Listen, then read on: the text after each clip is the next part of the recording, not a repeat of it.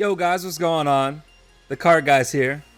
We're gonna have a friendly discussion about some cards at a Dynasty, and it's gonna be a fun time. Friendly. We're winging it, kinda. It's gonna be a fun time, to say the least. For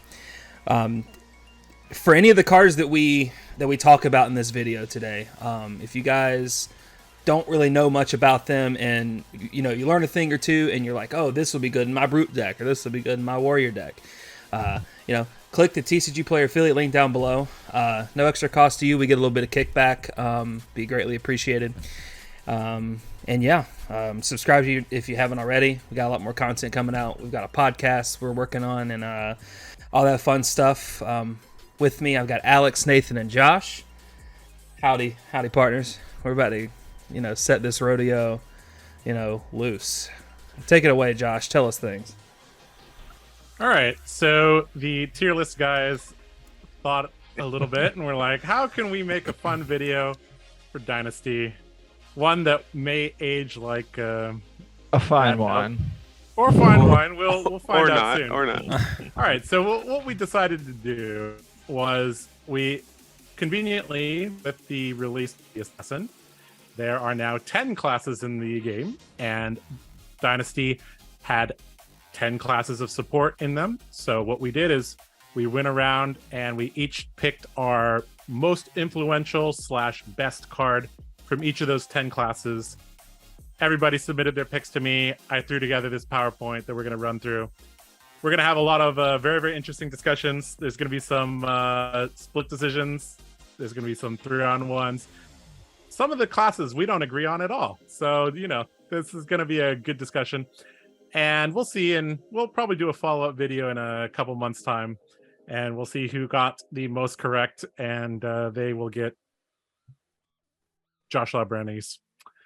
All right, so let's just jump into it.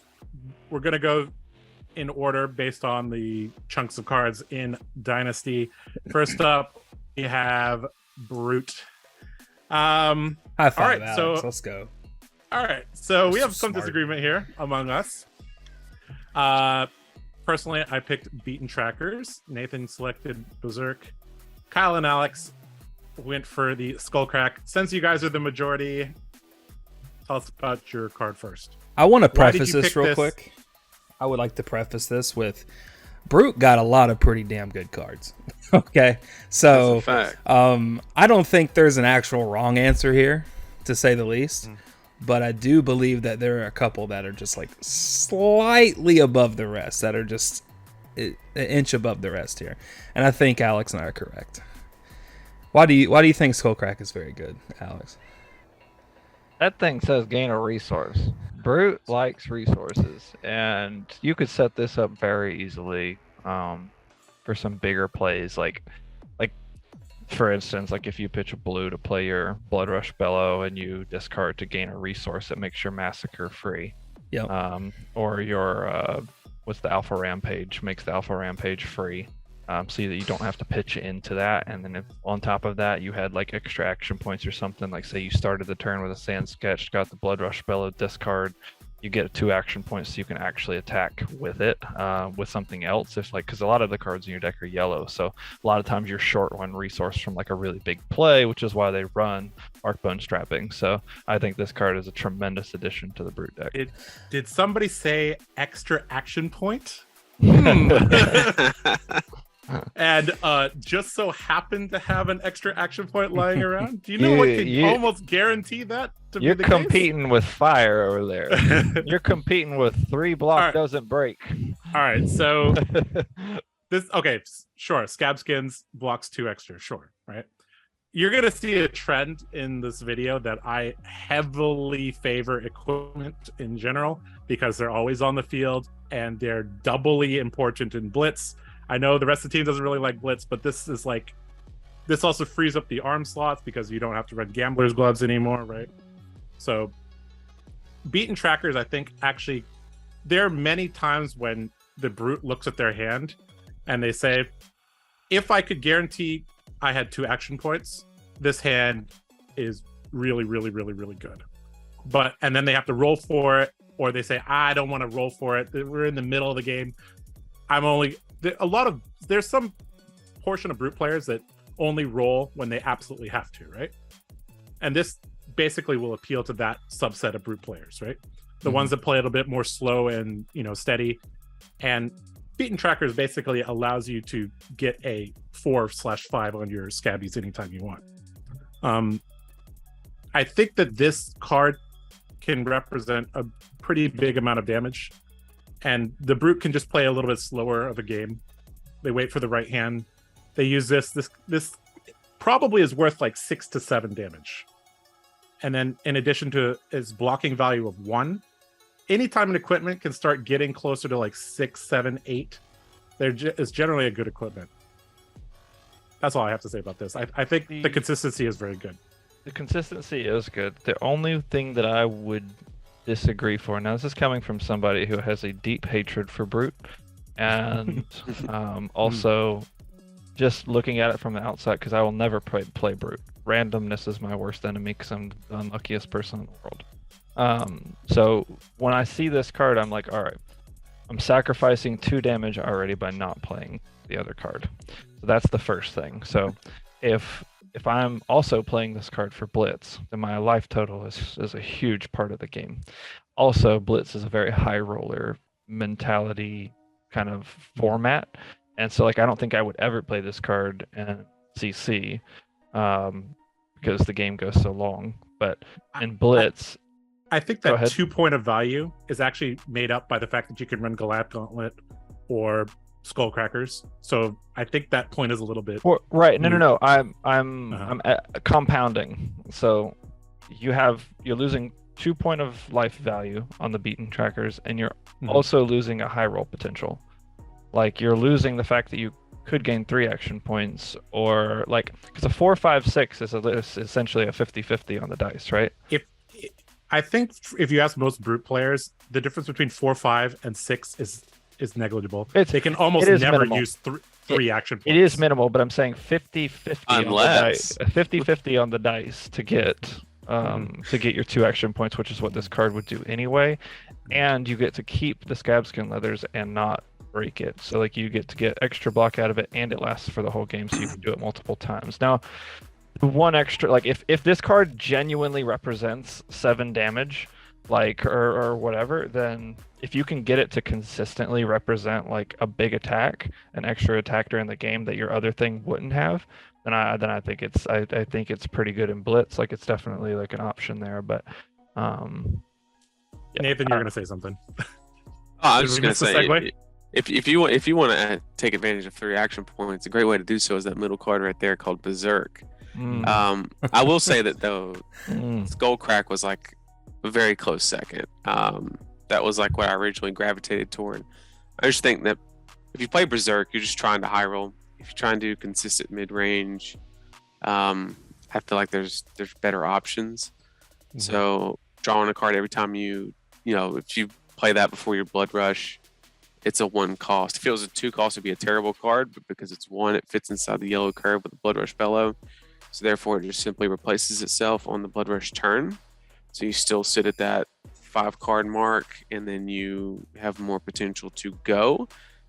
It also if you do have pummels built into your deck, it allows you to play them a lot easier on turns like that, because you are drawing resources. You might not have action points that you can gather from that, but you do have the option to pitch after you discard and draw up. You can now use that card as a resource for a pummel or something like that. So you have options. I think it's a very diverse brute card, but I think you do have to build around it. Whereas Skullcrack, you just throw it in every brute deck from now on. This is like a Leviat card, right? Berserk. No, I mean I would run it in Runner. It probably goes in both, but it definitely does help Leviat just turn off Blood Debt very, very easily. All right. I guess we all think that all these cards are pretty good. I don't think you could go wrong with any of these in your brute deck. All right. We'll move on to Guardian. And You suck. I'm the That's only one swept. that has You seen all did of these, right? Buckle. You're right. wrong. All right, you guys go. Okay, so the tradition of playable blue block threes continues. He tried to put a red A la card in this is Guardian. basically a different version of Terra Sunder. How many times has a Guardian played Terra Sunder on you? Many times. Oof. How many Man. times is a Guardian going to play Buckle against you? Probably quite a bit. Hold on. Interjection. Don't let Kale see this video. He's not stop talking. No, to me. he'll agree with me. He'll agree with me. I just gotta talk to him first. You got to tell me how this is Oh, better than man. Blessing of Deliverance. It's not. It doesn't have go. Okay, again. okay. So it's not the card itself. It's another life. So Buckle, the way I look at that is you're You paying want to pay two one cards. for Sigil of Solace. I got it. No, right. delayed right. Sigil of It is a second copy that is worse than Sigil of Solace. Buckle, the way that I look at it is it's two cards for 1 damage and dominate, and then an ability that doesn't really impact the game at this current moment in time. There's not many pieces of armor that have a -1 counter on them already. That it would be worth that. Because if you're doing that, just play a Mangle. Like, this blue is going to throw off your Rouse the Ancient ratio even more, because you're going to have Terra Sunder. You're going to have all those other. So you're just adding more blue cards that don't have attacks that make your Zealous worse, your Rouse worse. Blessing. We're getting to a point to where there's enough life gain in the game that there's legit potential to. I hate to say it, but we're going to reach a point to where you can just life gain your way through a game. And if anybody's going to do it, it's Guardian. And But this one, so like generally when you're life gaining your way through a game, when those things, when those kinds of situations are like relevant, is when you draw Sigil on turn 0, or you find a way to block with your full hand and Arsenal Sigil. That's when it's actually like relevant.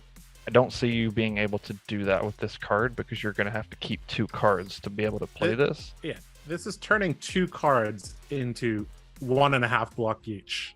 well, you can Correct. you can Imposing Visage this and give it go again. When would you want to Imposing Visage this over Pulverize?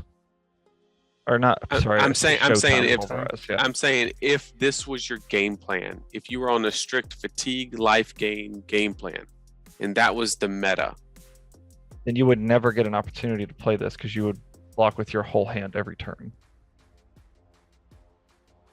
right? Yes. Or well, at worst you would just block 3.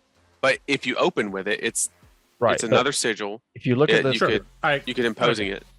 I agree on the like Yeah.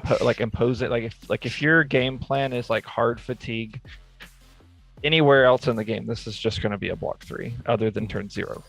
Right. Or if But- they have an off turn, I mean, like that happens. The decks you're usually trying to fatigue are split damage decks. A lot of times they're usually like Rune Champ decks, and a red's going to be real bad for that.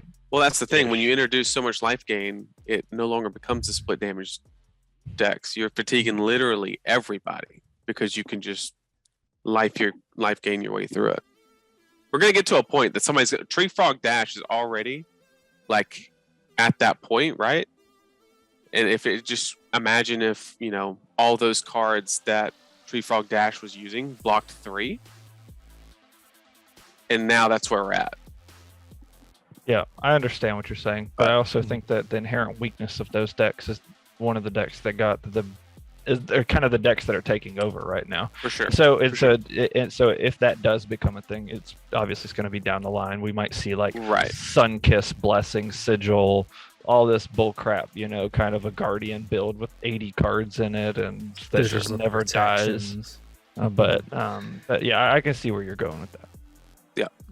But that's it. It's more future than And it is current. I think Buckle is as well. But like you said, like right now, maybe the -1 counter isn't relevant, which we actually don't know because we're in a brand new format now. But I think that this card is definitely going to be. I mean, at worst in Bravo, it just pumps your hammer like you do exactly like you do with Terra Sunder. You pitch, you play your hammer, you pitch, you play this, you pitch, you play your hammer, and it comes in for 7 dominate. Yep. It's just another card at the end of the game that just wins you the cycle. Yep. All right. We'll move on. All right. Next up is Ninja, and we have a 2-2 split here between. I don't think the you can go wrong payoff with either one. and of the these. Art of War style. Yeah. These I put cards both are of them. absurd. Honestly, I yeah. have both of them on my I list. did too, and I was like, I'm just gonna eeny, meeny, miny, mo. Tiger Swipe's Okay. insane, but so All is right, Roar the well, Tiger. let's listen to the Ninja X right here talk about these. I mean, Tiger Swipe, it's searchable through Katsu, and it comes in for 4. If you Art of War, it comes in for 5. So you have super breakpoint with this card. You can play them obviously in between each crouching tiger. You use breaking scales on this, and it gives you an extra crouching tiger. Or you can Razor on top of it. You can use so many different attack reactions to get, or ancestral empowerment to get over a lot of stuff to give you those extra crouching tigers. This card equals like a total of like 10 damage on its own, roughly 9 to 10 damage if you play it correctly. And I think it's going to be the reason this deck can go as wide as it can go. I think this is the card you have to block, just like you would have to block the Whelming Gust Wave. This card is that it's just I don't even know how else to explain it. This card's just insane. Okay, I actually think it's pretty clear that Roar the Tiger is better than Tiger Swipe for 2 reasons. Go for it. The first reason is Tiger Swipe feels a lot like Spring Tidings on Benji. At the beginning, when we first saw Spring Tidings, we were like, oh my god, this is crazy. You're going to draw cards and keep going and keep hitting, right? Mm-hmm. I think after, playing against, what did you call this Katsu archetype, Nathan? Oh, Kitty Cat Katsu or Meow Mix Katsu? Meow Mix Katsu. Meow. I think people eventually will learn to save their defense for the Tiger Swipe and play around your oftentimes when you play against Benji, you just add 3 onto the block there because you're like, you could have Razor Reflex. I don't want this to hit, right? I think similarly people are gonna play in such a way that Tiger Swipe is never gonna hit. So how do you make Tiger Swipe hit? You have to play Roar of the Tiger, and you have to trigger multiple Mask of Momentum, or you have to threaten multiple Mask of Momentum triggers so that they have to lay out their hand, basically. Then you Tiger Swipe. Are they even playing Mask of Momentum? In the Kitty Cat Katsu, you were playing Pouncing Leaks 1,000,000%. Mask of Momentum is not even in the deck. Mask of Momentum draws you a random card. Mask of Pouncing Link draws you 15 damage. Yeah, you're trying to kill him in one turn. Okay. Yeah. Okay. So what would you ever read this card? You ever grabbed this card? Sure. Did you not see the screenshot in the group chat where I saw Assault the Wound for 17 the other night on Talishar? Okay, never mind. The reason I would say Roar of the Tiger, I'm agreeing with you, Josh. It's an Art of War. That's all it is. It's just another Art of War. This is just an Art of War. 0 plus Art of War. Without Roar of the Tiger, the actual crouching tigers themselves don't do a whole lot. Unless you have Art of War. So if you have multiple of them, then you can kind of go insane. And that's why I'm saying Tiger Swipe's just inherently just a slight bit better for this, is because you already have Art of War you can play. If you're coming in for one a whole bunch of times, that's still just insane to me. Especially if you can go ahead. If you want to next level it, right? Predatory Streak? Predatory Streak's the one that does the 3. That's probably, to be honest, that's probably the best one, because without that card, both these cards suck. Because that's the only that's your fuel, right? If you play Roar of the Tiger and you get 1 crouching tiger and okay, it's 1 damage, right? It's not doing anything. Same thing for the Tiger Swipe. You're threatening back 1 damage. So I guess Streak might actually be the GOAT, because without it, it's not working. I mean, in other card games, we call it living the dream. If you just have the absolute nuts. Right. Obviously, if you have Roar the Tiger, Art of War, and you have Tunic on 3, you obviously go Roar the Tiger, get the Crouching Tiger to your hand, and then you Artivore away the Crouching Tiger, get a full on hand, and then you just have infinite after that. That's my added reason for this card is because it gets you the Puts resource it in for the hand, Artivore. It does do that for sure. Yep. For sure. Interesting. Yep. Okay. I think it's just like the Brute card. I don't think you can go wrong with either one of these cards. Yeah, they're too close. They're If literally you're a playing combo, one, so you're playing the other. Yeah. Yeah. Exactly. All right. Moving on to Warrior. Here we are. Kyle and Nathan, you're gonna have to explain yourself. You guys are wrong. You know what? Okay, so what is going on I forgot this card existed. Okay, even though I know that's all you've been talking about. I was thinking more along the lines of like traditional Dorinthia.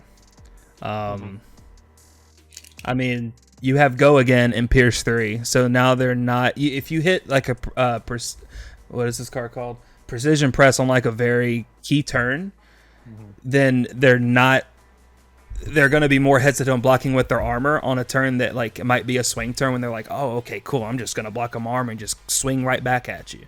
And it's like, okay, well, I'm going to Precision Press and I'm going to make you really have to think if you want to get rid of cards out of your hand on like a swing back turn. I think this card's insanely good. But that's just me. I think Piercing 3 is very good. As for me on the Spellbane, it's like I'm a disappointed mom. Okay. All right. So I mustered up my year and a half. The Red Hero's weapon? Isn't this like the Emperor's weapon or something? I mean, I think it is. Yeah. I mustered up a year and a half of fab experience on this pick alone. Right? And you were still wrong. Wow. So if you know me at all, I'm like super logical, like zero emotion, just like that's how I like my thinking, right? And so I looked at this card, and the reason I picked this card is it creates single-handedly the best looking token in the game. That is true. This is the best. When that token that is true. comes out in cold foil, and that Ring of Fire is, oh man, I'm telling you, it's the best looking token in the game. That's why I picked it. Tell you what. Okay. Oh, you on a side note, I do think that it opens up a lot of play if there's ever like a sustain Kano deck that ever happens. Because if you think about it, this sword directly counters the Surge mechanic.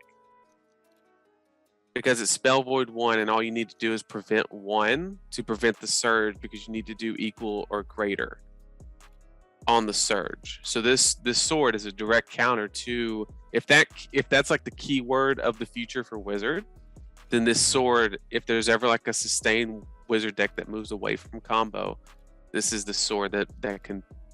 This is like a one sideboard card that like really makes that match a lot easier. It avoids the Hang on on to your hits resources. for the surges. Okay. Yep. Okay. That's where I'm at. Okay. That's where I'm at. Still not as good as Spirit of Arena, but And the token. Token looks sick, Sure. guys. You guys gotta go look. Yeah, the Spellbane Aegis does have the best art in the whole set. Possibly. should have been a Oh, cold it's foil. Yeah. Okay. Alex, why do you like Spirit of Arena? This thing says I can attack with more sabers, so I'm gonna attack with more sabers. Like, I mean, if you just read the card, I mean, like, you can't really compare it to any other card in the set. It's like its own class. But so to say that this is like a warrior card is kind of whatever, because Cheating. because it's a Bolton card and it's fantastic. Like, I mean, if it would be put into your soul, instead put it in the arena. So like, it doesn't even go into the soul, right? And what? It's like, I don't know, like Bolton doesn't have any other items other than like potions, right? So it's unique in its own self, but then you can attack with more swords. So like, you're just extending the combo, creating like you can go faster, right? So many people have asked me about this card, so I'm going to repeat myself. If you want the full explanation, go watch the reveal video or the video I made yesterday on my Worlds recap. Basically, the Spirit of Arena 1 allows you to use via the Vanguard in combination with Luminous Ascension for absolute nutty Raiden turns and mega high rolls in Saber combo. In the past, that used to not be possible. Now it is possible. Second, you can use this as an attack reaction for your vanilla charge cards. In the past, you had to use Take Flight into Lumina, swing. Now you can just play Bolt of Courage, flash in Luminous Ascension, and be on your merry way. And finally, this allows you to combo much, much quicker because you lose a soul, even though you lose a soul because you put this into play, but then you gain 2 soul because you get 2 action points from Luminous Ascension. So actually, it is possible to combo people on turn 1. So yeah, there's that. Can we bleep that out so nobody can hear that? I don't need anybody hearing that. I don't want to have to play that all day. Yeah. If we're going by the other vanilla warrior cards, I think actually Puncture is probably the best. Puncture is a very, very... So it's a 1 for 3. If they block with an armor, gets an additional +1, blocks for 3, right? That card with Singing Steelblade now fulfills my whole Biting Blade pet card thing. Because now it goes to 5 when you tutor it with Singing Steelblade. Yeah. So I feel like that is probably going to be the most used card now. Because that is an additional Out for Blood Stroke of Foresight effect in Warrior. So in terms of like raw numbers in decks, I think it's actually going to be Puncture. In terms of like percent of decks that have this card, Spirit of Arena is going to be 100% of Bolton decks are going to have it. Okay. Any other thoughts on Warrior? If not, we can move on. So I was wrong. Precision Press isn't that good in your opinion? Precision Press. So let me paint a picture for you why I don't think this card is particularly good in red. I think the blue is actually okay. Let's say you play Precision Press and then swing your Dawnblade. I'm your opponent. I have no D-reacts. I just block for 6. Okay? So to get over that, you'd have to have a Overpower or Singing Steelblade into something. That requires you to have 5 cards, right? Anytime something costs 1 in Warrior and is pre-combat and it doesn't give a raw pump, I'm really hesitant to play it. Really, really hesitant to play it because your opponent can just block it +3, and often you don't even have enough resources to do everything you want to do. Sure. Anyways, let's move on. All right. We got Mechanologist. Another 2-2 split. Very surprised that you guys did not pick BIOS Update. Have you read Harpoon? Harpoon does sound good. BIOS Update is like Nimblism on steroids. Like, oh my! It's so that good. effect lasts the whole turn. It's like a mega plunder run. Nathan, you talk about this. And it's like points. So Dash is one of those decks where the only high roll potential you really have is built within High Octane, and like that's it. Whereas this, no matter what game plane you're on, whether you're aggro or setup, which setup you might not do it because you are boosting, which is kind of counterintuitive. But if you hit a free item, you're just gonna like win the game because that's a 2-card net in most cases. Unless you hit a Techo Core, which it's a 1-card action point net, which is just insane. But at worst, it is a block, boost target, and an embolism, all within 1 card. So it also blocks 3. Yeah. So it's the fact that it, at its worst, it is a perfectly okay card. It's sharpened steel. Yeah, and keep in mind it says next attack action card. So if you're in like a tough spot and you want to like Goliath Gauntlet a CNC or something, no, you have to boost. You have to boost. Oh yeah, it does say boost. Okay, so yeah, you're trying to put this on a CNC, Nathan? I would love that, bro. I thought I thought the pump applied to anything. It's already trying to cheat, and the card hadn't even come out yet. We're trying. But yeah, cheating, you ain't trying. Yep. High roll potential. I mean, that's worth it. I also think it's very important that this lasts the whole turn, so you actually get like 3 shots at this. Oh shit! Not I didn't bad. even know that. Yeah, that's true. It's like the Throw a bunch of You T-bones might out. Oh, Yeah. man. You got 3 shot. Oh, All that's right. so good. I do think Pulse Wave Harpoon is, though, pretty good. Why don't you guys talk about why you picked this card? Go ahead. Yeah, Colin. no, I'll finish this up. Okay. You talk, You're I'm like, talking about it. I I'm didn't talking pick about this. it. You picked this. No. I'm not saying that. I was just going to see what he thought first because I think this Okay. card's freaking phenomenal. Go for I it, Alex. actually got to play against this card tonight, and if I wasn't already on the blocking plan, this thing would have been devastating. I think that this card, in like an aggro mirror where Dash kind of suffers, and Dash suffers in situations where its opponent doesn't ever block, and like against Fi and things like that. So I think that this card, when they're racing Fi and it's able to like rip the best card out of Fi's hand and add it to the blocking chain, add it to the chain link, and kind of just ruin their turn where they thought they were going to be good. You know 0 for 4 boost, 0 for 4 boost, whatever, and to Pulse Wave Harpoon. It doesn't need to hit, so there's no on hits that you need to worry about. It is literally just matters how many times you've boosted this turn, and it happens when you play it. So I think this card's phenomenal for ruining your opponent's plan and increasing Dash's odds into matchups where it was kind of poor beforehand. Whereas BIOS Update is an embolism, it can be very good, whereas Pulse Wave Harpoon is like almost guaranteed good every time you play the card. Is I think X going to be 3 typically? Yeah, it's equal to or less, right? I believe, or power less than or equal to X. Yeah. So you just play it as Chain Link 3, which is like every time you boost 3 times in a turn on Boost Dash. Like there's almost never a turn when that's not the case. I just think this card's phenomenal. There's no downside to it. It's a block 3. It attacks for 4. It hits break points. It does the boost thing. It has go again. So like, there's no downside to this card in my opinion. Imagine this card at BIOS Update though. I will say that it's like super anti Runeblade. Like, Yeah. if you're a Runeblade for player sure. and you're playing Yeah. against Dash from now on, if you are ever in a situation where you only have 1 attack in hand, you need to block, because what's going to happen is if they rip that 1 attack from your hand, your turn is over and you still got 3 cards that you don't know what to do with. So I also favor attacks over non-attacks in Dash. I think that there's not a ton of room. Like, I want to boost as many times as possible usually when I'm playing Boost Dash, and Right. I also don't want to get rid of cards out of my deck a lot of times because the deck is already being burnt through so fast that if you're playing non-attacks, you just burn through it just a little bit faster.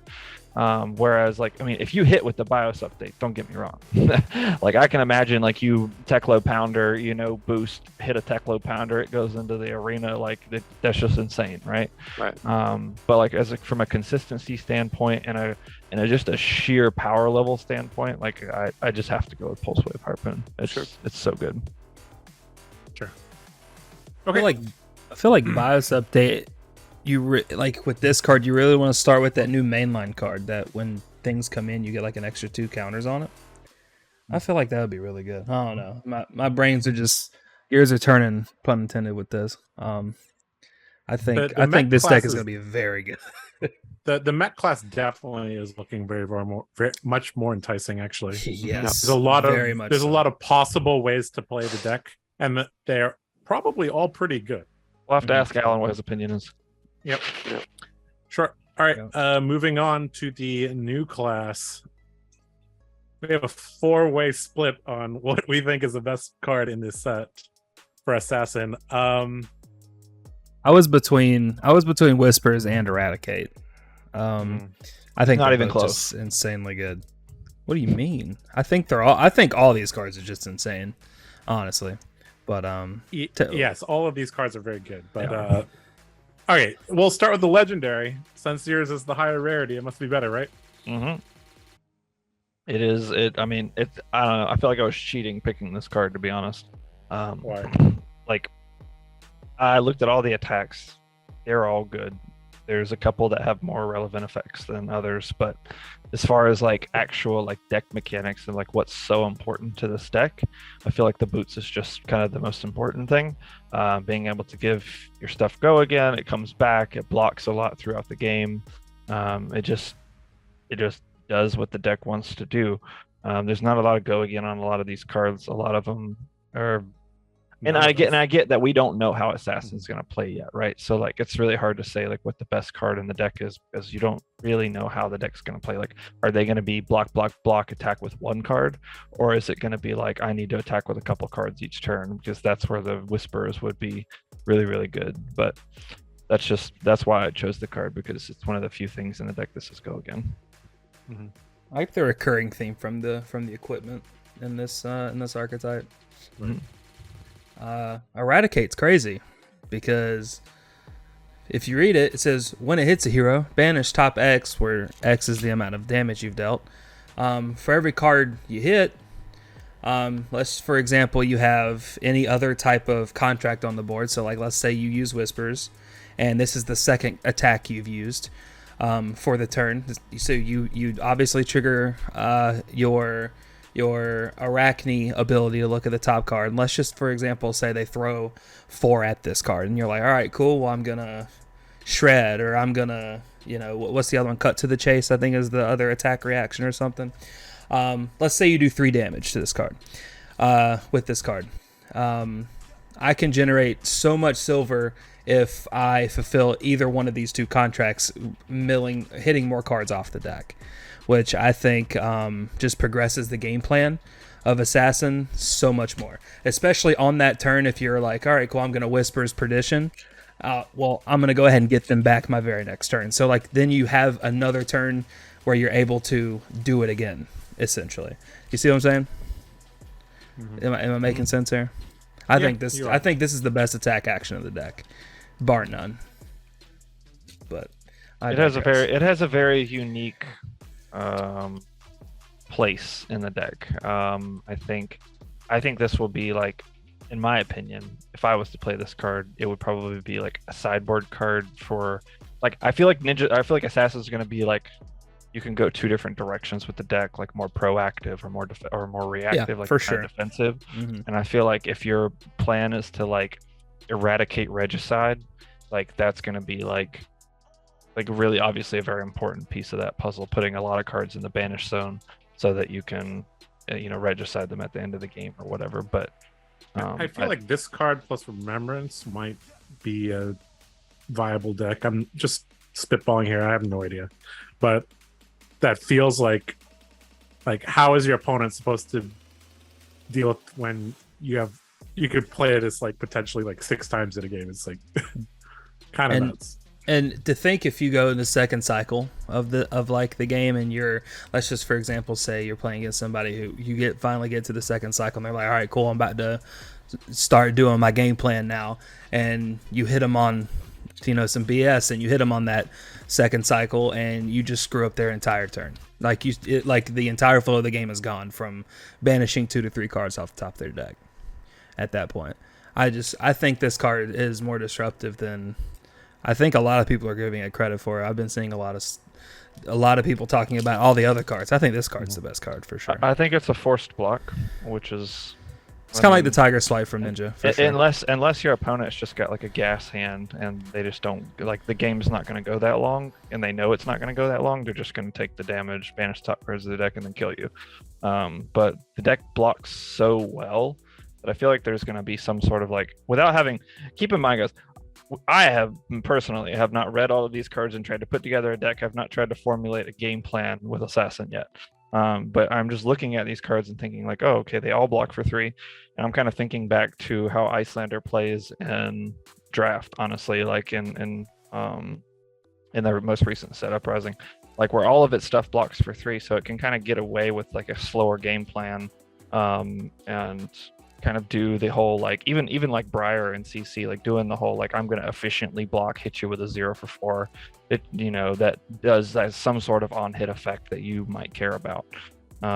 Maybe I don't know if they're playing Tunic or not, but you could like literally Tunic into Eradicate with a 1-card hand, which seems pretty good. Mm-hmm. Nathan, why don't you talk about your card, Surgical Extraction? The reason that I didn't go with the other 3 is I've played a lot of games against Assassin, and I haven't been able to put like a numerical value on a silver token. So therefore, without the ability to do that, you don't know like how to so if getting your whispers back at 2 silver gets you a block and go again, which is effectively 2 value, right? Typically an action point's worth 1, block is worth 1. So you're saying that each silver has 1 value. Just in that example, I don't know if like all the cards consistently line up that way or not, but surgical extraction, whether the deck leans toward a contract fulfillment, silver token generation formula, or a mill formula, or a strict value mid-range formula, it fits in all of them. It's a blue resource card. It is a card that will be blocked no matter whether you play against Fi, Runeblade, does not matter, because you can't let them look at your hand and banish a card. Right. And if you're on the silver token plan, you still banish the top card and you look at their hand banish. So you get 2 shots at getting those silver tokens. The 2 cost doesn't matter because you have Shred, you have that other 0 cost that works only on contracts. So I just think that there's a lot of value in looking at your opponent's hand and banish. I mean, nobody's going to let you do that. Nobody's going to let you look in their hand. And if you can shred something, I mean, that you have to block 8 on this. If you don't block 8 on this, they're going to look at your hand, take the 1 card. If you have 1 attack in your Runeblade, or 90% of decks need a blue to operate, right? This card gets a benefit of banishing blues. So they're going to get, I mean, there's just so much value built into it. Yep, I agree with all that. All right, let's talk about Mask of Perdition a little bit. I think this just fits in all the styles of the decks. And I also think this is probably the card, along with Eradicate, that enables some fatigue mills shenanigans. Just because the only downside I see of Mask is that you get super blown out by defense reacts. But I mean, that's just the nature of the class as well. I also think that this Mask of Perdition actually fuels the whole silver thing, if that's relevant, which it probably is. So, like, Backtick Whispers does not fuel itself, whereas Mask of Perdition does. So, I just think that, like, Surgical Extraction is just going to be, like, all these cards are staples, obviously, but I think the Perdition actually is going to prove to be, like, a bit, like, more important, and maybe, like, even if there's like a card that says you can like banish an equipment or something down the line, like I think they're going to target the Perdition over the Whispers. All right, let's move on to another class. I think Ranger's next. Let's take a look. Ranger is next. Okay. All right, Nathan and Alex, you guys picked Immobilizing Shot. Tell us about that. That card's insane. It's a poor man's Red in the Ledger. Yep. There's so many good Ranger cards on this set. Another 0 for 4 that blocks 3 with a relevant on-hit effect in the Ranger class seems great. That's what they need. Yep. Now, if you've read most of the Ranger cards, almost all of them reference the word aim counter on Aim it. counter, yeah. And Kyle's card and my card are 2 ways that you get it. Of course, mine being an equipment is the most reliable way to get that aim counter. So, Kyle, why don't you talk about your card a little bit? All right, so Blessing of Focus is a 1-cost card. So a lot of times with Ranger, you're trying to set up a turn, right? Blessing of Focus allows you to opt 3 and reveal, the cards from your deck. If it's an arrow, you put it in your arsenal. Is it face up? It's face up. And you put an aim counter on it, which I think that's kind of where they're trying to lean more towards, is aim counters and getting additional effects off their arrows. This card lets you look at the top 3 cards of your deck, and if you can just sculpt a turn just from that. You can get like a guaranteed arrow into your arsenal for Azalea to make your play the next turn. I think it filters too, which I think that's something that Azalea needed a lot of, was a lot of filtering and to kind of work out the kinks of the deck. I don't think this completely fixes Azalea's issue, but I do think this card more than a lot of other cards is in the right area of, I think, where it needs to be. I think opting and, like I said, filtering is just a big part of that game plan. So let me present a situation to you. This just ran through my brain. Present you have a mobilizing shot. You're playing against Ninja. You have no armor to block Ninja. This is the inherent weakness of Ranger. You just hit them with an attack that says, if this hits, you can only attack me once. Or they can block it with 2 cards. So you either get 2 cards out of their hand and they don't have a full hand to attack you with, or they only get to attack you once in the turn. I think, like, Ranger's weakness, or Azalea in particular, her weakness is against things that just go bigger and wider than her, right? Like, I feel like this card's just, I don't know, like against like a Runeblade, obviously this wouldn't be like that effective, right? They just want to go non-attack, sword swing, or whatever. Mm-hmm. But against somebody that it's like attack, Yep. it just seems great. This, I don't know. So I'm gonna talk about the Great Bow, and actually this has a little bit more implications than on the surface here. So being able, the first section of text is very, very relevant because it allows you to check the top of your deck. In the past, you used to have to use a Skullbone cross wraps to do that. Now your weapon does that. So that might even enable you to play New Horizon. I don't know. 100% playing New Horizon. Oh, yes. Yeah. So the fact that you can like look at the top card of your deck, if it's an arrow, you could just keep it there. If it's a good arrow, you could put an arrow from your hand in and then Azalea to switch them. And now that arrow that was on the top of your deck is now in your arsenal, and it has Dominate, and it has an aim counter. Mm-hmm. This bow actually is like, it just does exactly what Azalea wanted. Azalea used to have to jump through 4 hoops. Now they only have to jump through 3 hoops. So that's nice. Whether or not this whole aim counter thing is good or not, we'll see. I think Azalea has a very niche place in the meta. I have a theory on the aim counter thing. I heard a lot of Azalea players that were complaining on like Twitter and everything about, they're forcing people in a certain direction with all the cards having aim counter. And the way that I would look at that is from like a developmental perspective. The only logical reason that they would enforce the aim counter, since it does nothing on its own, is you Ranger players, you have gas coming down the pipeline, and they needed to segregate the old bows from this bow, right? So like maybe the Death Dealer bow and these cards that are coming out over the next 2 or 3 sets was too good, right? And so the aim counter was developed to make it where, look, if you want to play these new good cards, you're going to use this bow because it wasn't balanced with Death Dealer. So if I was a Ranger player, I would look at this situation and say, look, this next year, you're getting gas.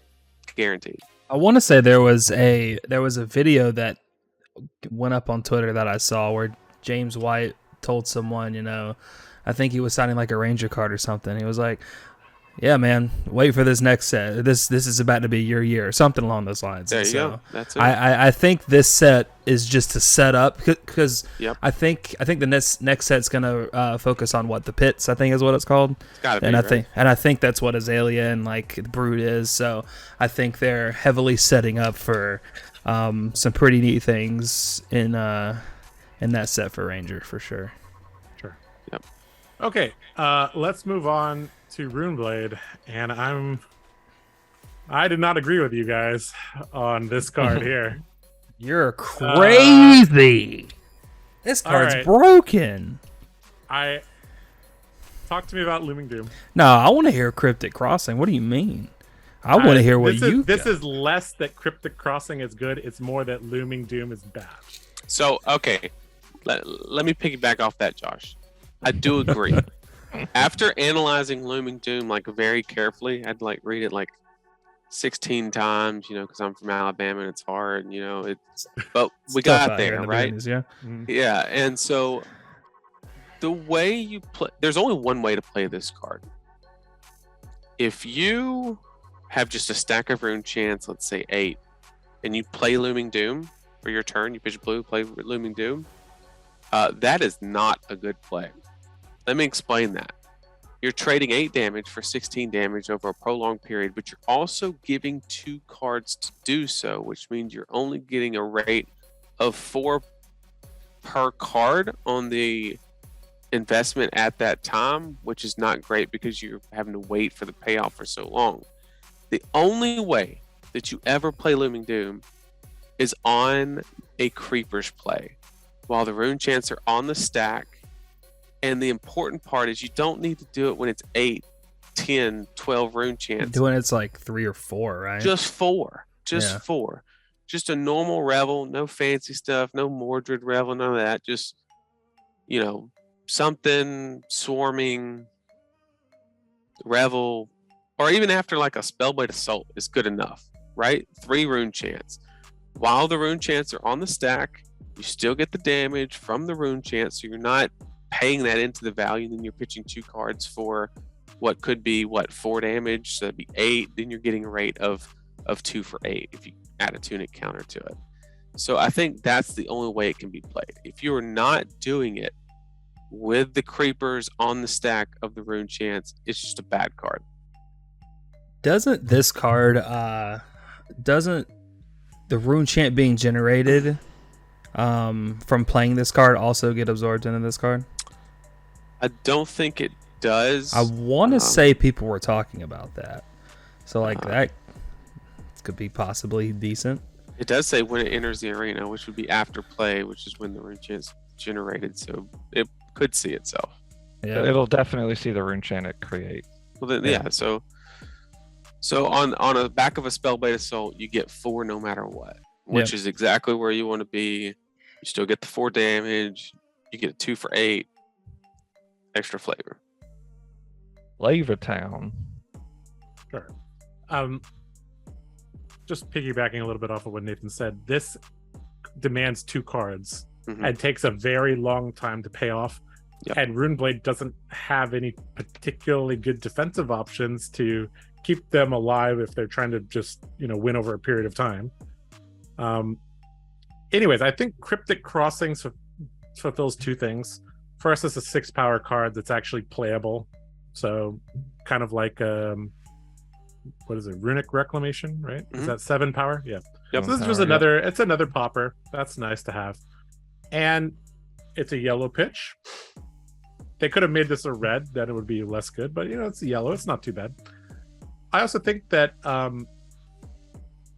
even playing this, if you somehow accidentally have floating resources and you have a card in Arsenal, they gotta think is this guy gonna pummel this, right?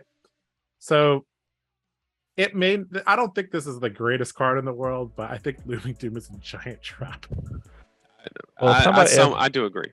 If somebody's pitching 2 cards to attack me for 6, you got it.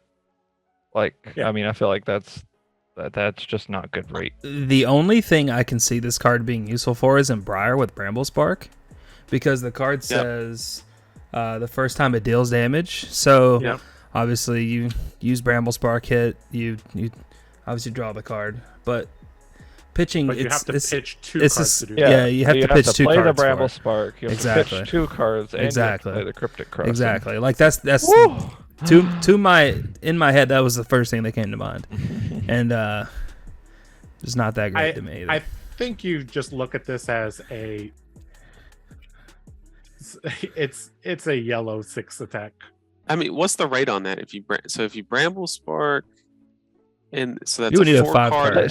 Say you fuse with an Autumn's Touch, okay? So you got a blue Autumn's Touch. It's a 4 card investment, and you're dealing 10 damage. Let's say you also got a quicken because you hit with a discard. coax from the previous turn too. Let's give it the best case scenario here. So 10 for 4, but -1 +1. So 2.5 a card. And they discard a card.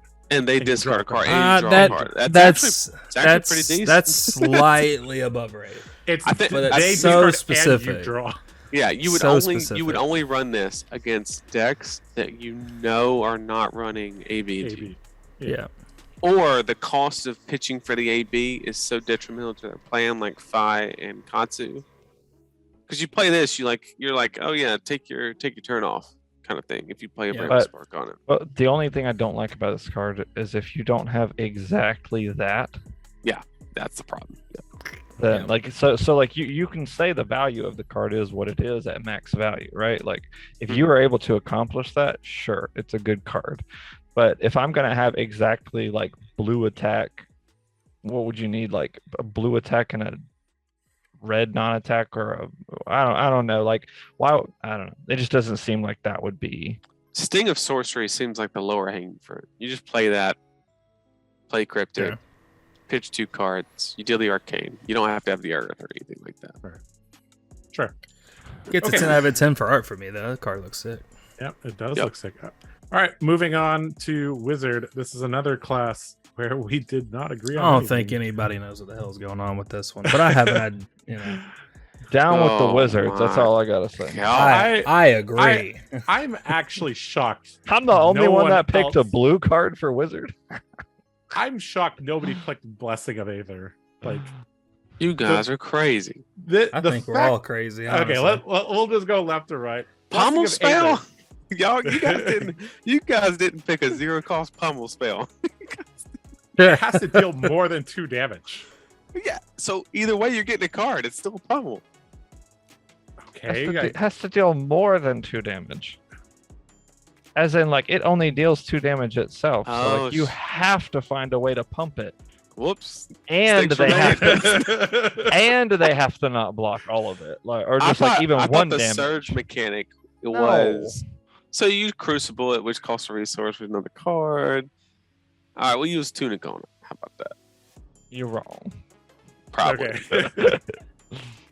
Anyways, Blessing of Aether, I think this actually sets up some of them nuttiest turns in Wizard. And I also think this is the card that super big brain wizards can actually use the best in the second cycle. Wow. But just even, us mere mortals, I think could get good mileage out of Blessing of Aether, because this double pumps Fork Lightning. I have gotten stir forked with Metacarpus nodes more times than I could even count, okay? And this card is basically stir the Aether Wind on a stick. And on a stick. This card is just, I think, really nuts, because let's say you use Tunic to play this, and then you have Fork Lightning in your arsenal. You can block with 3 cards and still have a pitch Crucible Fork Lightning dealing 12, right? So I think this is just such a good card in red or blue. I think both of probably not blue, actually. I think the red is just the most playable one. Yep. Blessing of Aether can also like if you find you could put a snapback into Arsenal, play Blessing of Aether, get your new hand that pops, and then you can play any spell and then snap. Like if you draw any pump spell, like Aether Flare, or I guess it doesn't work on Wildfire. I guess it'd have to be Aether Slayer, right? But I still think the fact that this can combo with Fork Lightning really easily is like super mega value. And this is the card that's like most likely to break something in the future. And it's a promo. Down with the Wizards. Anyways, okay, so we talked about that. We talked about how Nathan can't read cards. Kyle, tell us about Aether Quickening. Yeah, well, I'm kind of on Nathan's wavelength with this one. I was between Brainstorm and Aether Quickening. I just really like the artwork on this card. I'm gonna be honest with you. Okay. I think dealing 4 a breakpoint's really good, especially on the back of. I mean, obviously, like my mind goes to Blessing of Aether into this card in a snapback, like as just like a very generic way of going about it. Snapback would already have snapback's an instant, but Anyways, yeah, continue. I'm just saying, like, I really like the artwork on this card, and that's where I'm sitting at. I think Brainstorm might be the better one out of all of them, but I think in general, anytime you give the opponent the agency over whether or not you continue your turn, it's really, really, really, really, really bad. Like, what was that card in Uprising Draft that was like 4 if it hits? You Stoke the Flames. Stoke the Flames. Like, that was a very, that very, card very was bad awful. card. Like, anytime you give your opponent agency over how the turn continues, that's not good. All right, Alex, talk to me about Brainstorm. Honestly, I hate Wizard, as many people know. And what do you like? And I think Brainstorm, being one of the most iconic, best cards from history of card games, I think that they made this card a Majestic for a reason, and it's also a blue pitch, so it fits nicely into the deck. But I don't know its utility yet. I think this is going to be one of those cards that people are going to literally brainstorm with and bust. And I do not like the design of this card for the game. I think there's, like Kyle said, there's going to be something with sifts and tomes and a bunch of shenanigans with Gaze the Ages and the merchant hat. Yeah, there's just gonna be. I mean, it's just gonna be like you're gonna play this card, and it's just gonna be like ping, ping, ping, ping, ping, ping. This could literally generate 10 more damage coming at you. I just don't know. They're just gonna ping you a bunch of times and then attack you with. I mean, after dumping 2 blues out of your hand, how many cards are you actually drawing? A lot with a 3-card hand. I think you underestimate how bananas they can go. I've watched a Wizard player draw like 8 cards on me before, and that's without cards like Sift and Alexander like Vor.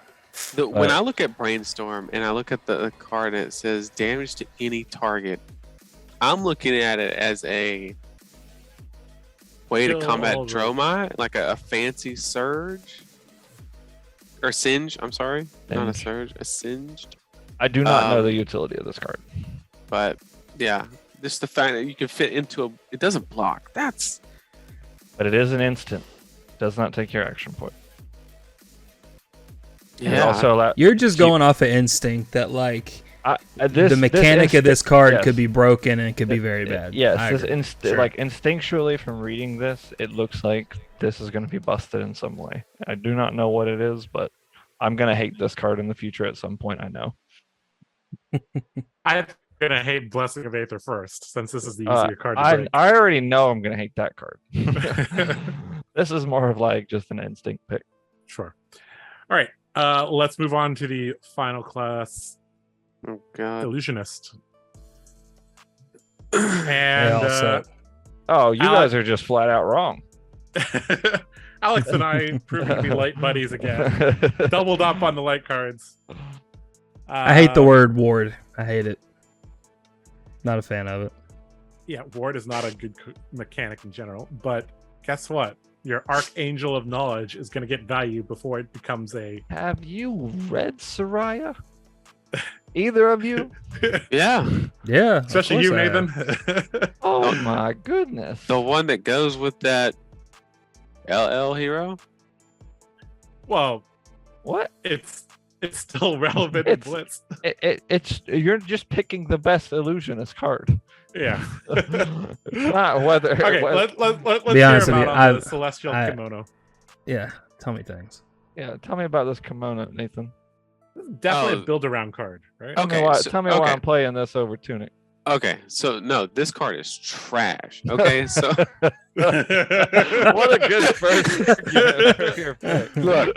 My first question to Josh about the Illusionist cards was, do I have to pick one? Because I think they're all. I mean, questionable. Except for Soraya. I mean, the Angel's like cool, but like it has ward, so like if you take 1 point of damage, she's gone. Right, but she probably already attacked.